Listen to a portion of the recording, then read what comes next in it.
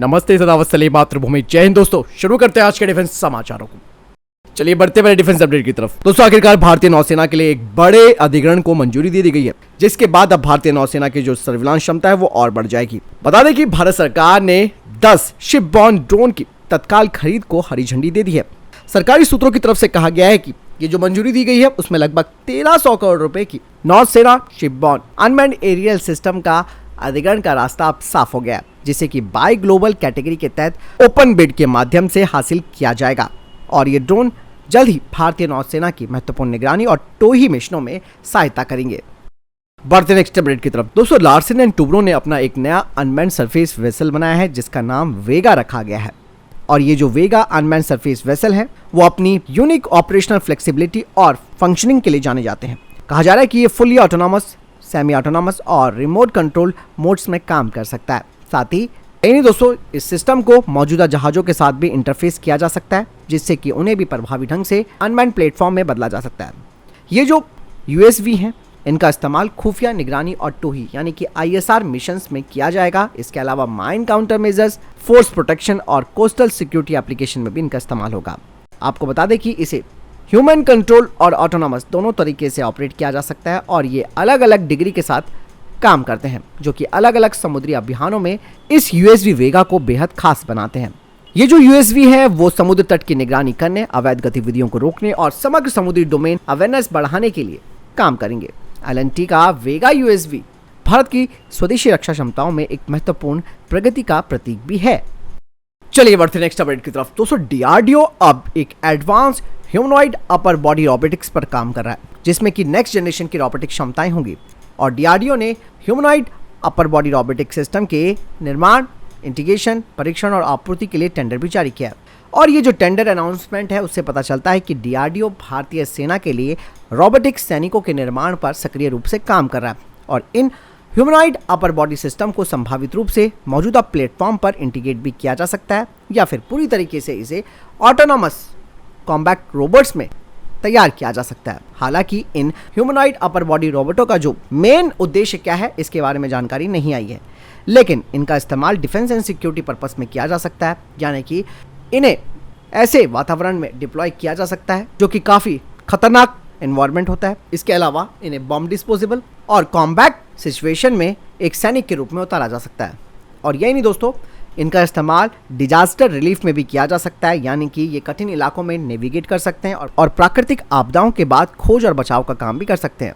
यहाँ पर सबसे महत्वपूर्ण बात ये है ध्यान रखने वाली कि भारत इस प्रयास में अकेला काम नहीं कर रहा, बल्कि बाकायदा अमेरिका, चाइना, रशिया और कई अन्य देश सक्रिय रूप से सैन्य रोबोटिक्स के अलग अलग रूपों को विकसित कर रहे हैं। तो बात साफ हो जाती है कि दोस्तों भारत जिन एडवांस और next generation humanoid upper body robotics पर काम कर रहा है वो वाकई में आने वाले समय में एक गेम चेंजर होंगे, जहां पर ये रोबोट्स जंग की सूरत बदल देंगे। यानी कि भारत ने भी वो स्टेप काफ़ी तेज़ी से उठा लिया है जिसकी भविष्य में बहुत ज़्यादा ज़रूरत पड़ेगी। चलिए बढ़ते हैं नेक्स्ट अपडेट की तरफ। दोस्तों जैसे कि आप सबको मालूम है कि भारत अपनी मिलिट्री क्षमताओं को बढ़ाने के लिए अपना एक अनमैन्ड कॉम्बैट एरियल व्हीकल यानी कि UCAV प्रोग्राम पर काम कर रहा है, जो कि स्टेल्थ कॉम्बैट ड्रोन, जिसे कि घातक कहा जाता है, इस नाम से जाना जाता है। और ये जो ड्रोन होगा उसका इस्तेमाल प्रिसिशन गाइडेड वेपन्स और मिसाइल फायर के लिए किया जाएगा, जो कि मॉडर्न वॉरफेयर में काफ़ी टेक्टिकल बढ़त भारत को देगा। हालांकि अभी भी इसके विवरण जो हैं वो गुप्त रखे गए हैं, लेकिन कहा यह जा रहा है कि remote piloted air vehicle programme, इसके लिए एक फंडिंग का प्रस्ताव रखा गया है, जिसमें कि एक UCAV को तैयार किया जाना है और इस प्रोग्राम को इसी साल कैबिनेट कमेटी ऑन सिक्योरिटी के सामने पेश किया जाएगा। कहा यह जा रहा है कि इसके लिए करीबन 5000 करोड़ रुपए के संभावित बजट को दिया जा सकता है। हालांकि वर्तमान में इस परियोजना का मूल्यांकन जो हमारी फाइनेंस मिनिस्ट्री है वो कर रही है। DRDO ने, जैसे कि आपको मैंने बताया, कि घातक UCAV का 1 टन वजनी संस्करण स्विफ्ट के साथ पहले ही कई सफलताएं हासिल की हैं और इसके अभी भी और कुछ परीक्षण किए जाएंगे और उसके बाद एक फुल स्केल UCAV प्रोग्राम को हरी झंडी दे दी जाएगी। हालांकि पूरी तरीके से ऑपरेशनल जो UCV है उसे तैनात करने के चरण तक पहुंचने में करीबन 2030 तक का इंतजार करना होगा। हालांकि ये जो समय सीमा रखी गई है वो ड्राई कावेरी इंजन के ऊपर रखी गई है, जो कि इन ड्रोन्स के लिए महत्वपूर्ण कंपोनेंट होगा। लेकिन अभी इन इंजनों का फुल स्केल प्रोडक्शन में करीबन 3 से 4 साल और लगेंगे। इसके अलावा दोस्तों ये जो UCAV है उसका इस्तेमाल भारत ऑफेंसिव मिशंस के लिए करेगा। यही नहीं, इन UCAVs में रिटर्न टू बेस का मोड भी होगा ताकि इन्हें फिर से रिलोड किया जा सके हथियारों से और फिर इसे दोबारा भेजा जा सके। यानी कि ये भारत को एक गेम चेंजिंग टैक्टिकल लाभ प्रदान करेगा और साथ ही ये जो ड्रोन है मानव जोखिम को कम करेगा और साथ ही ये हाई रिस्क वाले जो ऑपरेशन है वो कर सकता है। दोस्तों यहाँ पर आपने एक चीज़ और जानी होगी कि 2030 तक की टाइमलाइन का, जैसे कि मैंने आपको जिक्र किया है कि जब तक ड्राई कावेरी इंजन पूरी तरीके से फुल स्केल प्रोडक्शन में नहीं आ जाता तब तक इसे पूरी तरीके से तैनात नहीं किया जाएगा। करने को तो हम रशियन इंजन का भी इस्तेमाल इसमें कर सकते थे, लेकिन भारत अब सेल्फ रिलायंस होना चाहता है अनमैन्ड एरियल कॉम्बैट सिस्टम्स में। चलिए बढ़ते नेक्स्ट अपडेट की तरफ। दोस्तों भारत ने अब तेजी से अपने कैट वॉरियर्स प्रोग्राम पर काम शुरू कर दिया है और आप सब जानते हैं कि इंडियन एयरफोर्स और HAL इस परियोजना में सहयोग भी कर रहे हैं। कैट्स वॉरियर जो कि एक low cost high capable unmanned combat aerial vehicle है जिसे कि लॉयल विंगमैन के कॉन्सेप्ट पर तैयार किया जा रहा है।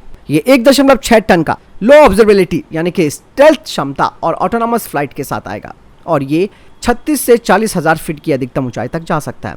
यानी कि इसकी जो कीमत है वो मौजूदा तेजस मार्क 1A फाइटर जेट्स की तुलना में 13% होगी और साथ ही इससे भारत को कई रणनीतिक लाभ भी मिलेंगे। खासकर कि जो हाई रिस्क वाले मिशन होते हैं उनमें इन्हें तैनात किया जा सकता है जहां नुकसान की संभावनाएं महत्वपूर्ण हो जाती है और ऐसे में भारतीय वायुसेना के जो महंगे फाइटर जेट्स हैं और जो पायलट्स हैं उनका जीवन भी सुरक्षित रह सकता है। यही नहीं दोस्तों, कॉस्ट इफेक्टिवनेस यानी कि कम लागत केवल कैट्स वॉरियर के लिए कोई चुनौती नहीं है। दरअसल इस कैट्स वॉरियर में इंटरनल वेपन बे भी होगा जिसे कि ये अपने साथ कैरी कर सकता है और दुश्मनों के लक्ष्यों के खिलाफ मिसाइलों और अन्य हथियारों से उन पर हमला कर सकता है। चलिए बढ़ते नेक्स्ट अपडेट की तरफ। डीआरडीओ के अधिकारियों की तरफ से कहा जा रहा है कि डीआरडीओ अब गोदरेज एरोस्पेस के साथ कॉन्ट्रैक्ट कर चुका है जिसके तहत मानिक इंजन्स को लिमिटेड नंबर्स में तैयार किया जा रहा है और जो पोटेंशियल ऑर्डर है वो काफ़ी अच्छा है, यानी कि काफ़ी है। डीआरडीओ की तरफ से कहा जा रहा है कि अगले 20 सालों में करीबन 3000 यूनिटों की जरूरत होगी और ये जो स्वदेशी इंजन है उसे अलग अलग क्रूज मिसाइल्स वेरिएंट में लगाया जाएगा जिसमें कि land launch, air launch, ship launch और सबमरीन लॉन्च वर्जन भी शामिल हैं। इसके अलावा डीआरडीओ दोस्तों एक डिट्यून वेरिएंट पर भी काम कर रहा है मानिक इंजन के, जिसका इस्तेमाल stealthy air launch cruise missile program और अनमैन्ड कॉम्बैट एरियल व्हीकल में किया जाएगा। बढ़ते नेक्स्ट अपडेट की तरफ। दोस्तों भारत डायनेमिक्स लिमिटेड के चेयरमैन ने कहा कि Varunastra electrical heavy weight torpedo का जो नेक्स्ट जनरेशन वाला वर्जन है वो तैयार किया जा रहा है और इसे शिप और सबमरीन दोनों से लॉन्च किया जा सकता है जो कि एंटी सबमरीन वॉरफेयर में भारत की ताकत को बढ़ाएगा। बढ़ते नेक्स्ट अपडेट की तरफ।